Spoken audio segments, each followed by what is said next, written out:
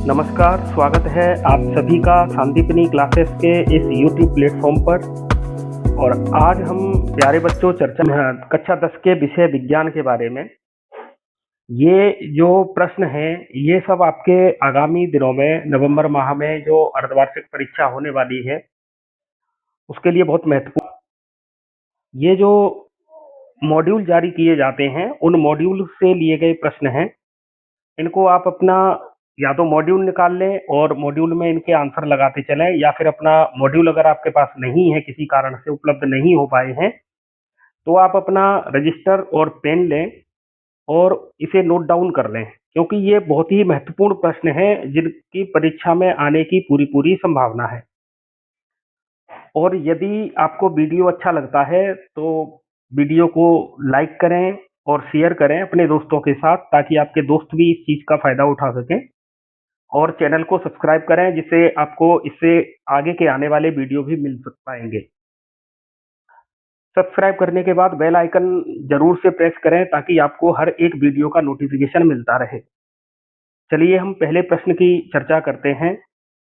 वसा को बसीय अम्ल में परिवर्तित कौन करता है, ये पहला प्रश्न है। तो आपने ये चैप्टर पढ़ लिया होगा तो आप इसका उत्तर भी बता पाएंगे, जैसे ट्रिप्सिन, रेनिन,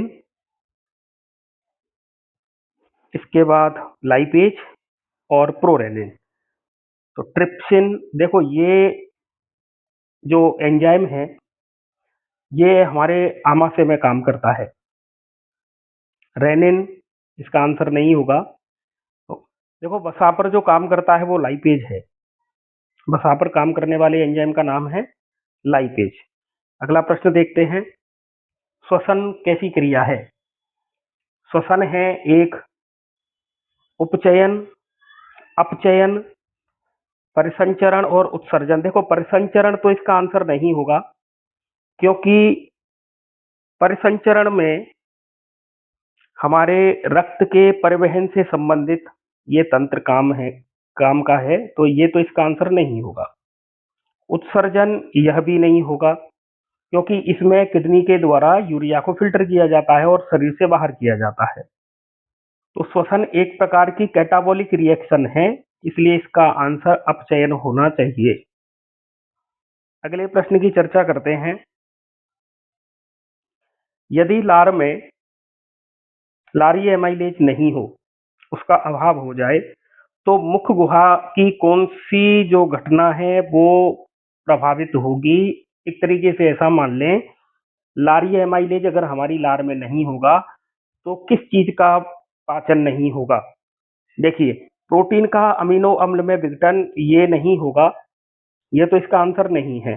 क्यों? क्योंकि प्रोटीन का अमीनो अम्ल में विघटन ये तो ट्रिप्सिन का काम है और ये आमाशय के अंदर की बात होगी।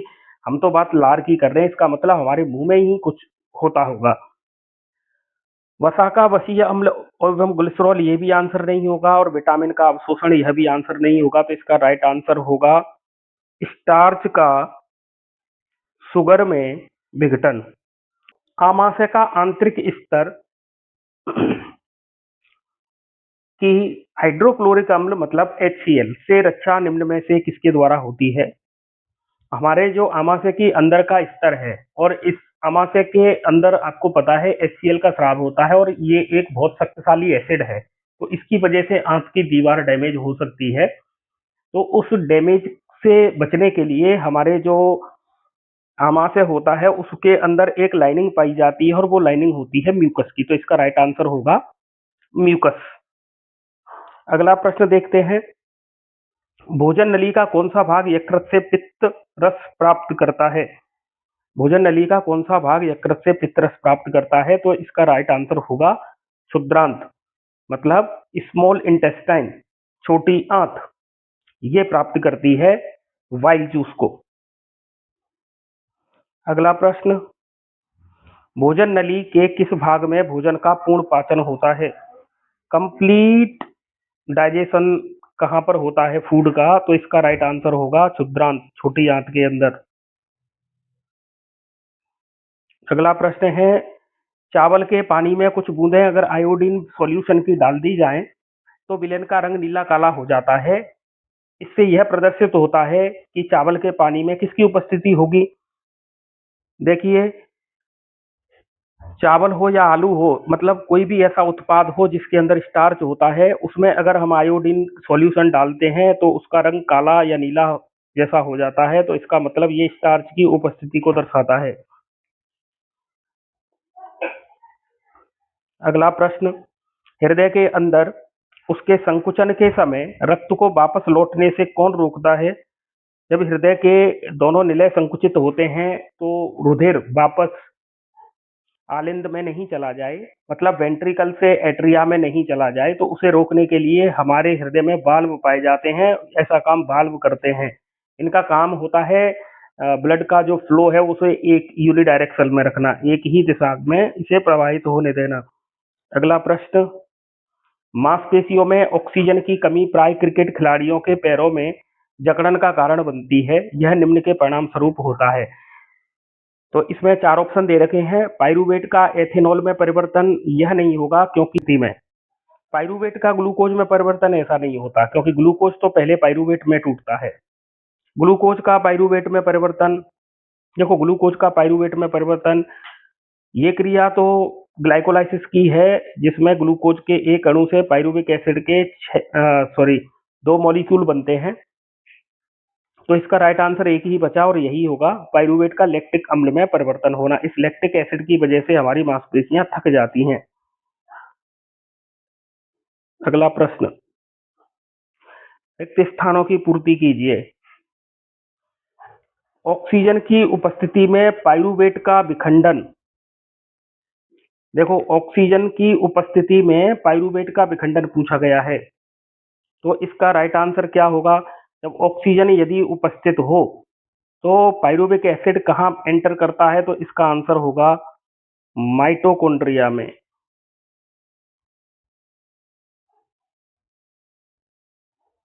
कहाँ पर, माइटोकॉन्ड्रिया में, इसका राइट आंसर होगा माइटोकॉन्ड्रिया। ग्लूकोज का ऑक्सीजन की उपस्थिति में विखंडन क्या कहलाता है, तो क्योंकि इसमें ऑक्सीजन काम आ रही है इसलिए ये वायवीय श्वसन है। कौन सा श्वसन होगा, वायवीय श्वसन होगा, वायवीय श्वसन।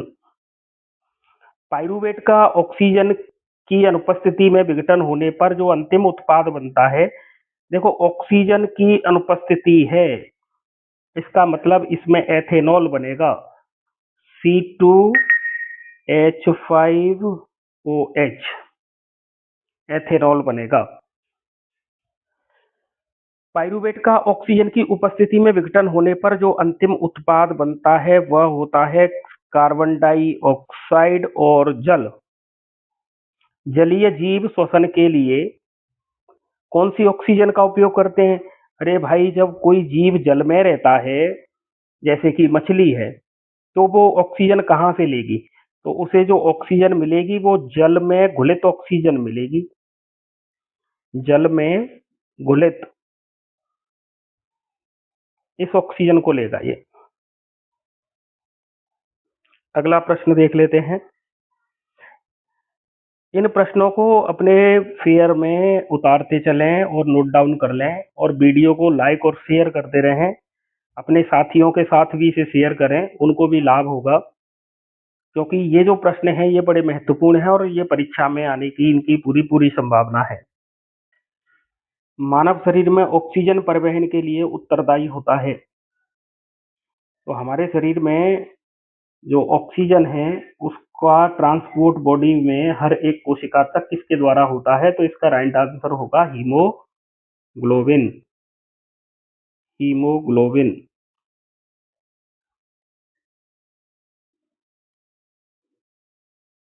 आप लोग कमेंट करके बताएंगे ये हीमोग्लोबिन ब्लड की कौन सी सेल्स पर पाया जाता है। सरीसृप जंतुओं में हृदय कितने कोष्ठीय होता है। सरीसृप का हृदय, रेप्टाइल्स, 3 कोष्ठीय। धमनी की विकृति कैसी होगी, मोटी और लचीली। और कपाट किसमें पाए जाते हैं, तो इसका आंसर आएगा सिरा। अत्यधिक रक्तस्राव की दशा में रक्त का थक्का जमाकर अनुरक्षण का कार्य कौन करती है? तो इसका आंसर होगा प्लेटलेट। पादपों में जल का संवहन किस ऊतक द्वारा होता है? तो इसका आंसर होगा जाइलम। पादपों में भोजन का संवहन होता है, भोजन को अंग्रेजी में कहते हैं फूड, तो इसका हो जाएगा फ्लोएम। फ्लोएम।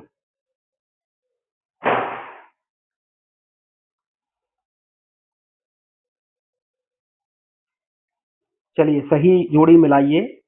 इसमें कॉलम अ और कॉलम ब दे रखा है, सही मिलान करना है। तो सबसे पहले इसमें नंबर 1 पर दे रखा है पित्तरस। तो पित्तरस का संबंध किससे होगा? तो पित्तरस का संबंध होगा पित्ताशय से। इसका मतलब पहले में आएगा द। ट्रिप्सिन। ट्रिप्सिन किसका पाचन करता है? तो प्रोटीन का। दूसरे में आंसर आएगा स। यकृत यूरिया का निर्माण करता है। यूरिया बनता कहाँ है? यकृत में, तो इसका होगा ब।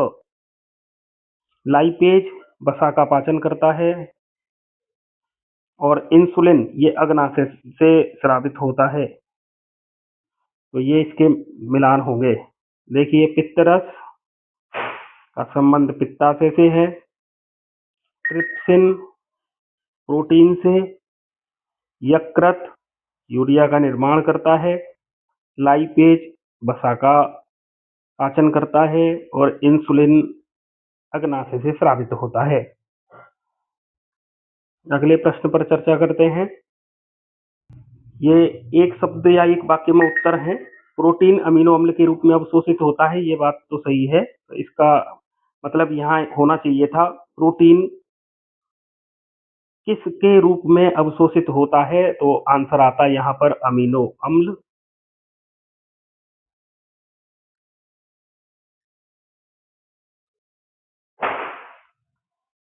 कोशिका का ऊर्जा गृह किसे कहते हैं? तो आंसर आएगा माइटोकॉन्ड्रिया को। वे सभी प्रक्रम जो सम्मिलित रूप से अनुरक्षण का कार्य करते हैं उन्हें हम जैव प्रक्रम कहते हैं। उन्हें जैव प्रक्रम कहते हैं। ज्यादातर पेड़ पौधे नाइट्रोजन का अवशोषण किस रूप में करते हैं? आपने ये चैप्टर पढ़ा होगा तो आप इसका उत्तर बता पाओगे। ज्यादातर पेड़ पौधे नाइट्रोजन का किस रूप में अवशोषित करते हैं? तो इसका आंसर होगा नाइट्रेट और अमोनिया के रूप में। इसका आंसर होगा नाइट्रेट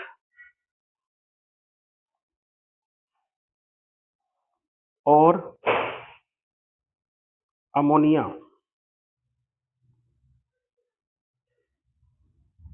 के रूप में।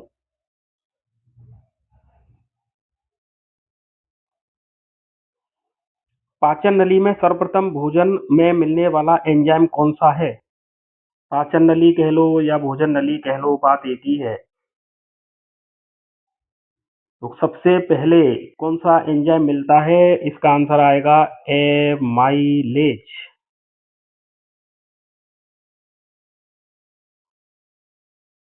आप बताएंगे, कमेंट करेंगे एमाइलेज किसमें पाया जाता है? शरीर में पानी का अवशोषण कहाँ होता है? पानी का अवशोषण कहाँ होता है? तो इसका आंसर क्या आएगा? पानी का अवशोषण कहाँ होता है? बड़ी आंत में, लार्ज इंटेस्टाइन। जीवधारियों में ऊर्जा मुद्रा का नाम लिखिए। ऊर्जा मुद्रा किसे कहते हैं? Adenosine triphosphate, ATP. एटीपी को ऊर्जा मुद्रा कहते हैं। वर्णक का नाम लिखो जो प्रकाश को अवशोषित करता है।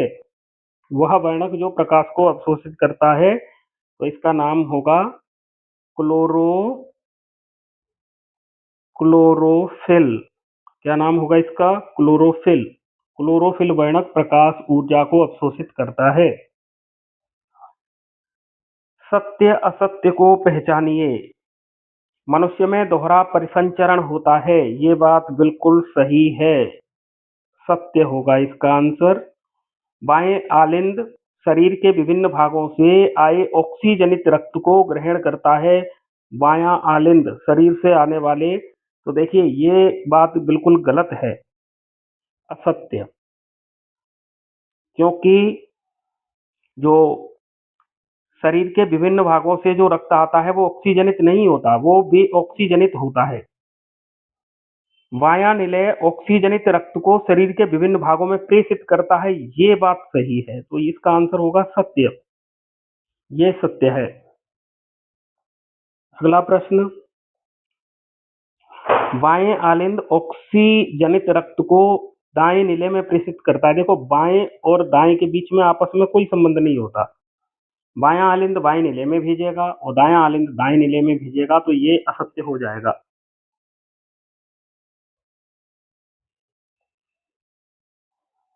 दायां आलिंद अनऑक्सीजनित रक्त को शरीर के विभिन्न भागों में आने पर ग्रहण करता है। कौन सा? दायां आलिंद अनऑक्सीजनित रक्त। ये बात सही है। इस प्रकार ये जो अभी तक हम प्रश्न देखे हैं, ये प्रश्न आपके 1 नंबर से संबंधित हैं। तो इससे आगे के प्रश्नों की चर्चा हम अगले वीडियो में करेंगे।